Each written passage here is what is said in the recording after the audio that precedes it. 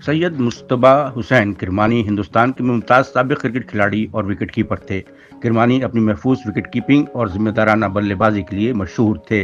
वो आज भी हिंदुस्तान के काबिल एतमाद विकेट कीपरों में शुमार किए जाते हैं। सैयद किरमानी 29 दिसंबर 1949 को मद्रास यानी चेन्नई में पैदा हुए। किरमानी को बचपन से ही क्रिकेट का शौक था। ये वो वक्त था जब उनके पास विकेट कीपिंग करने के लिए दस्ताने और दीगर सामान तक मौजूद न था। उन्होंने दस्तानों की जगह मैदान से 2 ईंटें उठाकर उन्हें अपने दस्ताने बनाए। ये ईंटें उनके पहले दस्ताने थे।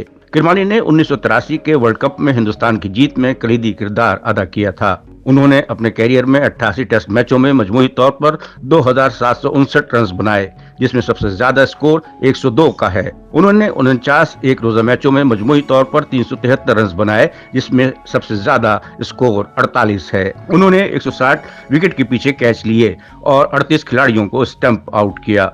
सैयद किरमानी ने अपना पहला टेस्ट मैच न्यूजीलैंड के खिलाफ ऑकलैंड में 24 जनवरी 1976 को खेला, जबकि 2 जनवरी 1986 में अपना आखिरी टेस्ट मैच ऑस्ट्रेलिया के खिलाफ सिडनी में खेला।